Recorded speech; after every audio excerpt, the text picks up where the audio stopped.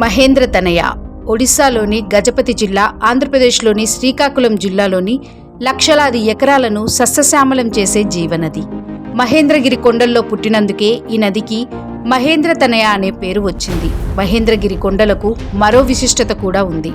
ఈ కొండలు అశేష శివభక్త కోటితో కలకలలాడుతూ కనిపిస్తాయి. శివపూజ విధానంలో మూర్తి పూజ కంటే లింగార్చనే అనంత ఫలప్రదమని పురాణేతిహాసాలు చెబుతున్నాయి. మహాభారత కథనం ప్రకారం అరణ్యవాసం చేసినప్పుడు పాండవులు ఇదే విశ్వసించారు. మహేంద్రగిరిపై మహాశివుడి భక్తి ప్రపత్తులతో కొలిచి తరించారు. తూర్పు కనుమల్లో మహేంద్రగిరి శిఖరం 1501 మీటర్ల ఎత్తులో ఉంటుంది. మహేంద్రగిరి శిఖరాగ్రాన పంచపాండవుల ఆలయ నిర్మాణం అప్పటి అద్భుత వాస్తు నిర్మాణ ప్రతిభకు తార్కాణం. వీటి నిర్మాణం నేటికి అంతుచిక్కని రహస్యమే.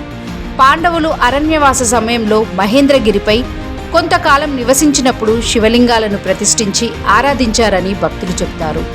ఇక్కడి ప్రస్తుతం కుంతి, ధర్మరాజు, భీముడి ఆలయాలు మాత్రమే మిగిలి ఉన్నాయి. మిగతావి శిథిలాలయ్యాయి.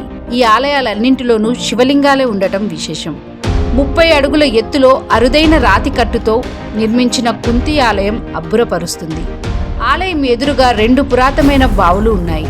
అత్యంత ఎత్తైన మహేంద్రగిరులపై వాటిని ఎలా తవ్వారనేది అంతుబట్టని విషయం.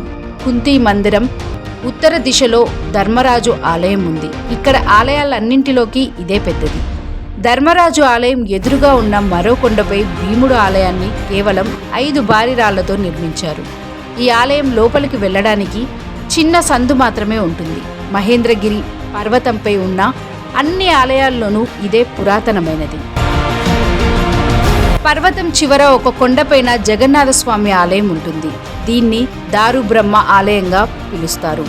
మాఘమాసంలో కనుచూపు మేరంతా మంచు దుప్పటి కప్పుకొని కనిపించే మహేంద్రగిరుల మహోన్నత ప్రకృతి సౌందర్యం చూసి తరించాల్సిందే.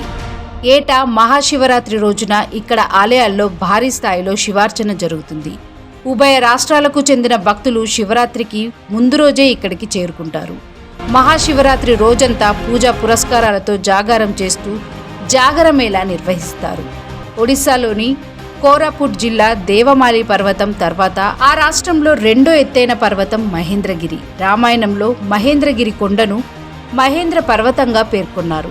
దాదాపు 1200 వృక్ష జాతులు చెందిన మొక్కలు, చెట్లు ఈ పర్వతం పైన ఉన్నాయని ఒడిశా జీవన వైద్య మండలి అధ్యయనంలో తేలింది. దాదాపు 300కు పైగా ఔషధ మొక్కలు ఇక్కడ లభిస్తాయి. మహాశివరాత్రి యాత్రకు ఆర్టీసీ అధికారులు ఆంధ్రప్రదేశ్లోని శ్రీకాకుళం జిల్లా పలాస నుంచి ప్రత్యేక బస్సులు నడుపుతారు.